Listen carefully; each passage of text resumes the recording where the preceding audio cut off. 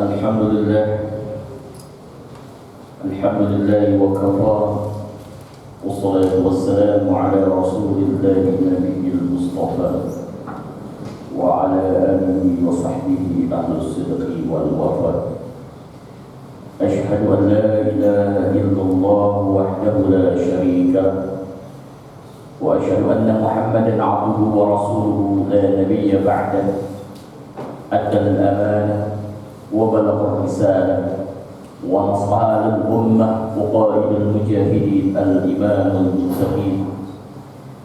اللهم صل وسلم على سيدنا محمد وعلى آله وأصحابه وأهل بيته وأنصاره وجنوده ومن جاهد في سبيل الله إلى يوم الدين. أما بعد، فقد الله تعالى في القرآن الكريم: أعوذ بالله السميع العليم من الشيطان الرجيم. بسم الله الرحمن الرحيم. الذي خلق الموت والحياة ليبلوكم أيكم أحسن عملا وهو العزيز الغفور. وقال تعالى: كل نفس ذائقة الموت فأما من خاف مقام ربه ونهى النفس عن الهوى فإن الجنة هي المأوى. وقال رسول الله صلى الله عليه وسلم: اغتنم خمسا قبل خمس، حياتك قبل موتك، وصحتك قبل شفائك، وغناك قبل فقرك، وفراغك قبل شغلك، وشبابك قبل هرمك. Sadaqallahul azim wa sadaqa rasulul karim. Ayyuhal hadirun ma'asyiral muslimin rahimakumullah. Ittaqullah, ittaqullah, ittaqullah faqad fazal muttaqun. Alhamdulillah, tsumma alhamdulillah, sebuah kalimat yang tidak pernah putus-putusnya kita sampaikan kepada Allah Subhanahu wa taala atas limpahan curahan nikmat, rahmat dan barokahnya kepada kita semua. Barang siapa di antara kita mendapatkan hidayah, maka tidak ada seorang pun yang dapat menyesatkan. Dan barang siapa yang disimpangkan oleh Allah, maka tidak ada satu pun yang dapat memberikan hidayah kepadanya. Innaka la tahdi man ahbabta walakin Allah yahdi man yasha wa huwa 'alamu bil muhtadin. Sesungguhnya engkau Muhammad tidak bisa memberikan hidayah kepada orang yang kau cintai sekalipun, karena hidayah itu ada di sisi Allah, dan Allah lebih tahu siapa orang yang pantas dan layak mendapatkan hidayah. InsyaAllah kita semua yang ada di Masjid Al-Ikhlas ini senantiasa bimbingan hidayah Allah Subhanahu wa ta'ala. Salawat dan salam kita tujukan kepada manusia yang paling khusyuk di dalam sholatnya, manusia yang paling jujur dalam setiap perkataan dan perbuatannya, manusia yang paling bijaksana dalam mengambil keputusan, manusia yang paling kasih terhadap fakir miskin, du'afa dan anak yatim, manusia yang paling sayang terhadap para istrinya. Itulah Nabi kita Muhammad sallallahu alaihi wasallam. Semoga tercurah pula kepada sahabat dan keluarganya, dan insya Allah kita yang hadir di sini tanpa terkecuali mendapatkan syafaat pembelaan dari beliau di hari kiamat kelak. Amin amin ya rabbal alamin. Ma'asyiral muslimin rahimakumullah. Saat kita mendapatkan berita musibah, berita meninggal dunia dari salah seorang sahabat kita, teman kita, saudara kita, keluarga kita, mitra kita, partner kita, kerabat kita, umumnya ada dua kalimat yang sering diucapkan. Kalimat yang pertama disebut dengan istilah kalimatul istirja', yang diajarkan oleh Allah Subhanahu wa taala dalam surah Al-Baqarah ayat 155 dan 156. Apabila di antara kaum muslimin tertimpa musibah, apapun musibah itu termasuk kematian, hendaklah kita mengucapkan inna lillahi wa inna ilaihi raji'un. Semua milik Allah dan semua kembali kepada Allah. Tapi ada juga kalimat kedua yang sering muncul juga. Jawaban-jawaban kita melalui aplikasi sosial media yang kita miliki saat ini, kerap kita mendengar kalimat ini. Bunyinya adalah mudah-mudahan almarhum atau almarhumah mendapatkan husnul khotimah. Itulah selalu doa yang kita sampaikan untuk kepada almarhum atau almarhumah. Semoga yang dipanggil menghadap Allah Subhanahu wa taala mendapatkan husnul khotimah. Itu sebuah doa Bayangkan jamaah sekalian bagaimana kalau seandainya kita yang mengalami kondisi itu. Dan orang mendoakan kita, mudah-mudahan yang meninggal ini mendapat husnul khotimah. Sudahkah kita mengetahui seperti apakah orang yang disebut husnul khotimah? Apa syarat-syarat yang diperlukan seseorang untuk bisa dikatakan husnul khotimah? Secara pasti tentu saja wallahu a'lam bishawab, hanya Allah yang tahu. Tetapi Allah memberikan informasi, memberikan kabar kepada kita. Di antara indikasi orang itu dikatakan husnul khotimah itu ada, baik termaktub dalam Al-Quran secara implisit ataupun dari hadis-hadis Rasulullah SAW.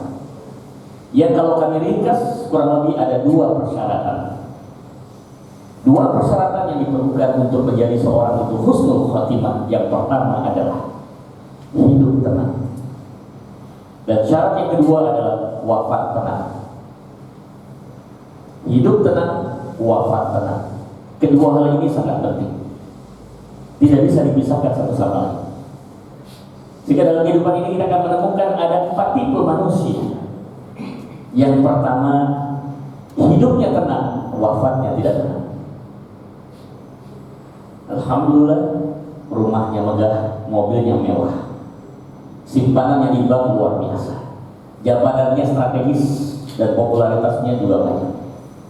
Hidup tenang, tapi tidak menjamin wafatnya tenang. Yang kedua, ada orang yang hidupnya tidak tenang, tetapi wafatnya tenang. Sekalipun dia yang bersangkutan itu hidup dalam kondisi miskin, di bawah rata-rata, tetapi hidupnya tenang. Maaf, hidupnya tidak tenang, tetapi wafatnya tenang. Nah, untuk bilang misalnya kita jangan sampai menjadi yang ketiga, sudah hidupnya tidak tenang, wafatnya tidak tenang. Hidupnya tidak tenang, wafatnya pun tidak tenang. Kita ingin menjadi orang yang hidup tenang, wafat tenang. Jemaah sekalian, apa ukuran orang itu dikatakan hidup tenang? Banyak sekali unsur-unsur yang diperlukan. Tapi paling tidak dalam kesempatan khutbah kali ini izinkan saya menyampaikan 3 hal. Ada 3 hal yang melandasi orang itu dikatakan hidup tenang. Baik secara waqi'iyah, secara realitas, maupun secara ruhaniyah, secara spiritualitas. Yang pertama jemaah sekalian adalah orang dikatakan hidup tenang ketika dia bebas hutang. Apa artinya jemaah sekalian? Kita punya tumpukan rupiah dan dolar, tapi kita meninggalkan banyak hutang. Maaf, jangan-jangan kita meninggal masih menyisakan angsuran mobil yang belum selesai, itu hutang. Kita masih meninggalkan angsuran rumah yang belum selesai, itu juga hutang. Kita masih meninggalkan tagihan 6 bulan kredit card kita, itu belum hutang. Yang terbaik di dalam memiliki satu aset atau properti adalah dengan cara tunai atau cash. Kalaupun belum, tahanlah keinginan kita untuk sampai mendapatkan kemampuan untuk mendapatkan. Jamaah sekalian, Rasulullah SAW mengajarkan sebuah doa. Dan doa ini alangkah baiknya bisa dipraktekkan oleh kita setiap pagi dan petang agar kita terhindar dari apa yang disampaikan Rasulullah SAW. Kalau Rasulullah SAW, Allahumma inni a'udzubika minal hammi wal hazan, wa a'udzubika minal ajzi wal kasal, wa a'udzubika minal jubni wal bukhl, wa a'udzubika min ghalabati ad-dain wa qahri rijal. Di bagian kalimat yang keempat ada sebuah doa yang artinya, ya Allah, lindungilah aku dari hutang dan penagih hutang. Tidak mungkin Rasulullah mengajarkan doa ini kalau beliau tidak ingin umatnya dibebaskan dan dijauhkan dari hutang. Pastikan jamaah sekalian sebelum kita meninggal dunia, jangan sampai istri dan anak kita tersiksa karena kita mewariskan hutang. Bahkan dalam surat An-Nisa ayat 9 dikatakan, hendaklah kalian takut kepada generasimu, keluargamu yang kau tinggalkan dalam keadaan du'afan, yaitu keadaan lemah finansial. Para ulama-ulama ahli tafsir termasuk dalam tafsir Ibnu Katsir menyebutkan kata du'afan atau di'afan di situ adalah lemah finansial. Jangan sampai kita meninggal dunia meninggalkan hutang buat anak dan istri kita, di mana kehidupan mereka jauh lebih sulit saat kita masih hidup. Jangan sampai mereka nanti memberikan sebuah komentar dan pernyataan, alangkah menyesalnya saya menikah dengan suami saya, alangkah menyesalnya saya punya ayah seperti dia. Na'udzubillah min dzalik. Jangan sampai terjadi jamaah sekalian. Lebih baik kita hidup sederhana apa adanya, walaupun kita tidak berhutang. Yang penting tidak berhutang. Jangan memaksakan besar-besar daripada tidak. Lebih baik kita hidup yang standar, tetapi tidak ada hutang. Kalau bisa kita lakukan dan kita akses semua aset dan kepemilikan kita dalam kondisi cash lunas. Masyaallah muslimin rahmatullah, yang pertama adalah hutang. Oleh karena itu menjadi salah satu unsur hidup tenang adalah bebas hutang. Alangkah bahagianya istri dan anak kita justru ketika kita meninggalkan warisan yang cukup untuk menjalani kehidupan mereka, untuk bisa menjamin masa depan dan pendidikan mereka, untuk menjamin kelangsungan hidup mereka, untuk menjamin standar kualitas kehidupan mereka. Mereka pasti bahagia mempunyai ayah dan suami seperti almarhum. Baik, yang kedua, setelah kita dibebaskan hutang, yang kedua adalah baiti jannati. Orang yang hidup tenang adalah rumahku surga. Apalah artinya kita punya rumah indah, tetapi di dalam rumah itu terjadi perselisihan, pertengkaran setiap hari tidak pernah henti antara pasangan, antara suami dengan istri, antara orang tua dengan anak, antara anak dengan orang tua, bahkan antara anak dengan tetangga dan sebagainya. Baiti jannati, rumahku surga. Kita pastikan bahwa kehidupan rumah tangga kita serasa aroma surga di dunia. Insya Allah ini satu pertanda nanti pun kita akan mendapatkan aroma surga yang sesungguhnya di akhir. Masyaallah muslimin rahimahumullah, khususnya bagi jamaah yang masih memiliki putra dan putri yang sebentar lagi memasuki usia pernikahan, hati-hati. Tugas kita mendidik anak, tugas kita mengantarkan mereka melewati usia 17 tahun. Setelah mereka lulus sudah selesai tugas kita, belum jemaah sekalian. Ada satu tugas lagi yang paling penting, mengantarkan anak kita mendapatkan pasangan yang terbaik. Kalau anak kita anak putri, perempuan, pastikan dia mendapatkan suami yang soleh. Kalau anak kita pria, pastikan dia mendapatkan istri yang soleh. Supaya nanti dalam membangun rumah tangga mereka menjadi rumah tangga surga. Baiti jannati sakinah mawaddah warahmah. Itu yang kedua sekali. With money we can buy the house, but we cannot buy the home. Dengan uang memang kita bisa beli rumah yang paling bagus, tetapi kenyamanan rumah tidak bisa dibeli. AC 10 tidak menjamin orang itu bisa tenang dan nyaman di rumah. Karena ketenangan dan nyaman itu ada di dalam hati kita masing-masing. As-sakinah fil qalbi, ketenangan itu ada dalam hati kita. With money we can buy a luxurious car. Dengan uang kita bisa beli mobil-mobil yang mewah. Tetapi maaf, we cannot buy the safety. Kita nggak bisa beli keselamatan. Tidak ada garansi dan jaminan kalau kita pakai mobil Ferrari kita pasti akan selamat dari musibah. Tidak ada jaminan. Dan belum tentu kita naik bajai pasti akan kecelakaan, belum tentu. Karena apa? Musibah itu menentukan oleh Allah Subhanahu wa Ta'ala. Apapun mobil yang kita pakai tetap akan namanya kecelakaan itu pasti terjadi pada siapapun dan pada kondisi apapun. Yang ketiga jemaah sekalian, untuk bisa syarat hidup tenang itu adalah bisnis yang barokah. Bisnis barokah artinya bisnis yang tidak sekedar mengejar rupiah. Betul bahwa kita berbisnis harus cari rupiah, tetapi berkah harus didahulukan. Orang yang mencari rupiah sudah pasti berkahnya belum tentu dapat, tetapi orang yang mencari berkah, insya Allah di dalam berkah itu ada rupiah. Menanam padi sudah pasti akan mendapatkan rumput, tetapi menanam rumput belum tentu mendapatkan padi. Orang yang dalam bisnisnya mencari berkah, insya Allah rupiah pasti didapat. Tetapi orang yang kerjanya mencari rupiah belum tentu berkahnya didapat. Bisnis yang barokah utamanya adalah berada di jalur syariah. Kesempatan masih ada. Mumpung mau belum menyebut kita, pastikan apa yang kita kerjakan hari ini, nafkah yang kita peroleh hari ini berada di jalur syariah, halal dan thayyib. Pastikan ramu-ramu yang kita dapatkan, yang kita lakukan selama bekerja tidak melanggar syariat daripada Allah Subhanahu wa Ta'ala. Pastikan bisnis kita di jalur syariah. Inilah saatnya kita berhijrah menuju kepada sebuah bisnis yang di jalur syariah sehingga mendapatkan keberkahan di sisi Allah Subhanahu wa Ta'ala. Ingat jemaah sekalian, seberapapun banyaknya yang kita peroleh, tumpukan harta di dunia tidak akan dibawa mati. Tidak akan menjadi satu penolong kita nanti di kubur, tapi yang bisa menjadi penolong kita adalah amal soleh kita. Masyaallah muslimin rahimahullah, syarat yang kedua adalah wafat tenang. Yang disebut wafat tenang itu ada 3 unsur. Yang pertama adalah jemaah sekalian, kita memberikan kebahagiaan buat yang kita tinggalkan.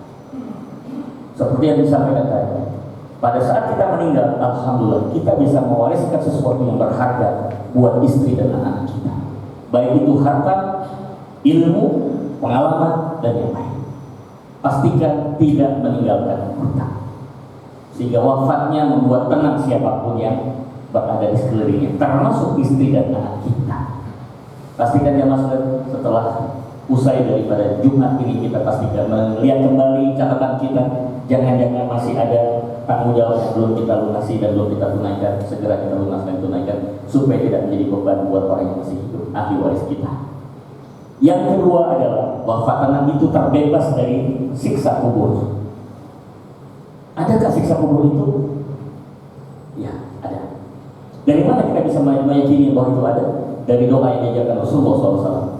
Apa doa beliau? Allahumma inni a'udzubika minal kufri wal faqri wa a'udzubika min 'adzabil qabri la ilaha illa anta.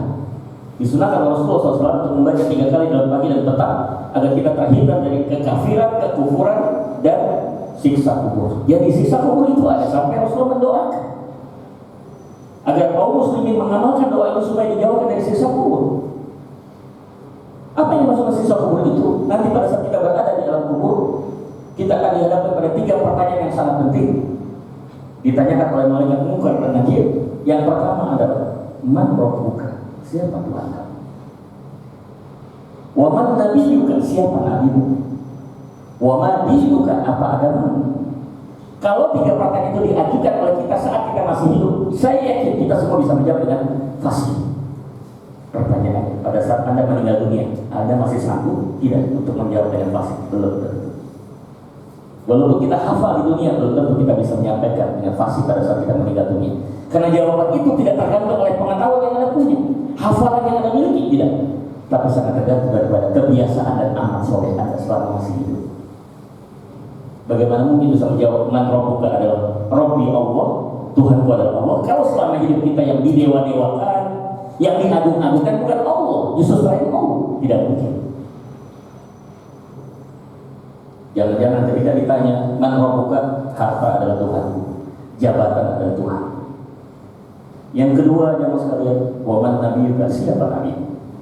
Kalau selama hidup kita punya idola, tokoh favorit yang kita kagumi, tokoh yang kita kagumi, mohon maaf jamaah sekalian, jangan ambil resiko. Kagumilah, idolailah manusia yang sudah pasti digaransi oleh Allah Subhanahu wa Ta'ala. Manusia secara umum itu pasti ada titik kesalahan, titik kekurangan. Jangan pernah ragu kalau kita ingin mensyiarkan manusia. Tapi manusia seperti apa? Manusia yang sudah digaransi oleh Allah Subhanahu wa Ta'ala. Nama manusia itu adalah Muhammad Sallallahu Alaihi Wasallam. Saya di setiap ada pilkada dimanapun, saya selalu menyatakan tanpa malu-malu, saya adalah tim sukses. Tim sukses apa? Tim sukses Nabi Muhammad SAW. Saya tidak pernah ragu ketika mensyiarkan, mengkampanyekan Nabi Muhammad SAW, karena beliau adalah pribadi yang tanpa cacat sedikit. Dosanya diampuni yang dulu, sekarang mereka dapat. Tapi kalau saya mengkampanyekan manusia, itu sangat besar kemungkinan terjadi kesalahan. Jadi untuk apa kita bangga-banggakan manusia yang masih hidup, yang belum tentu ada jaminan dari Allah Subhanahu wa Ta'ala? Banggakanlah manusia istimewa Nabi Muhammad SAW. Maka ketika ditanya wa man nabiyyuka, kita pasti menjawab Nabi kita adalah Nabi Muhammad SAW. Wa ma dinuka, dan apa agamamu? Islam. Tidak mungkin bisa dijawab kalau kebiasaan yang kita bangun semasa hidup adalah bukan itu. Yang ketiga, terakhir jemaah sekalian, ini yang paling penting dari semua. Untuk bisa wafat tenang jemaah sekalian, jangan lupa siapkan bekal yang dapat mengisi tabungan pahala kita, tidak pernah putus sampai nanti Allah hisab. Ada satu kata yang bisa menjawab itu. Mari kita simak hadis Rasulullah SAW. Kalau Rasulullah SAW, idza mata mu'min in qata'a amaluhu illa min salat. Jika anak Adam meninggal dunia, terputus semua amalan kecuali 3. Perhatikan yang disebutkan Rasulullah nomor 1 apa? Sedekah jariyah. Sedekah jariyah disebutkan oleh Rasulullah di nomor 1 bukan tanpa alasan. Pasti ini dengan alasan yang sangat kuat. Ditempatkan nomor 1 berarti dia prioritas, harus menjadi fokus dan perhatian kita. Sedekah jariyah, para ahli hadis mengatakan tidak bisa diartikan, didefinisikan sedekah jariyah kecuali dengan 1 kata, apa itu? Wakaf. Tidak lagi. Hak wakaf. Kalau ada istilah harta tidak bisa dibawa mati, saya katakan bisa. Apakah tidak bisa dibawa mati? Bisa. Tapi harta yang mana? Kalau harta yang diberikan untuk makanan jadi kotoran, harta yang diwariskan kepada anak istri terjadi rebutan. Tapi harta yang diwakafkan itu bisa dibawa mati. Dia akan memberikan syafaat pembelaan kita nanti di yaumul qiyamah. Jangan kaget ya mas kalian, pada saat pertimbangan di hari kiamat, di yaumul hisab, ternyata timbangan kebaikan itu lebih berat dibandingkan timbangan keburukan. Kita merasa tidak pernah berbuat kebaikan amal soleh yang baik, tapi kenapa kita timbangan kebaikan yang berat? Mohon maaf, boleh jadi itu sumbangan daripada wakaf Anda, tabungan wakaf Anda, pahala yang tidak pernah putus, yang kami sering menyebutkan dengan istilah unlimited pasif pahala. Anda akan memperoleh pahala pasif yang tidak pernah terbatas. Surat Al-Munafikun ayat 9 mengatakan, orang yang sudah mati saja minta dihidupkan Allah Subhanahu wa taala sebentar saja. Allah bertanya, kenapa kau minta dihidupkan sebentar saja? Ya Allah, izinkan aku dihidupkan sebentar saja untuk mewakafkan semua harta saya. Setelah saya mewakaf semua harta saya, silakan engkau wafatkan kembali saya. Saya sudah puas. Tapi sayangnya mas tidak bisa kita lakukan. Kalau kita sudah meninggal tidak bisa hidup kembali. Maka mumpung kita masih hidup, ya mas wakafkan paling tidak sepertiga dari harta kita sebelum kita menghadap Allah Subhanahu wa taala.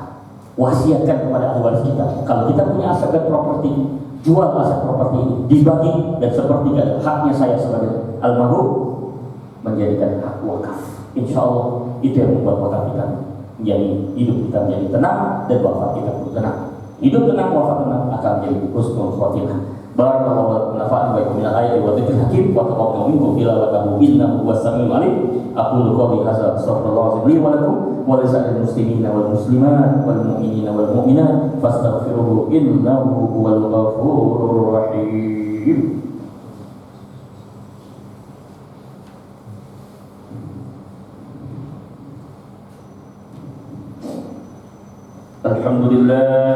Alhamdulillahilladzi arsala rasulahu bil huda wa dinil haq liyuzhirahu 'ala ad-din kullihi walau karihal kafirun walau karihal munafiqun walau karihal musyrikun wa kafa billahi shahida. Asyhadu an la ilaha illallah wahdahu la syarika lah wa asyhadu anna Muhammadan 'abduhu wa rasuluhu la nabiyya ba'dahu. Allahumma salli ala sayyidina Muhammad wa ala ali sayyidina Muhammad kama sallaita ala sayyidina Ibrahim wa ala ali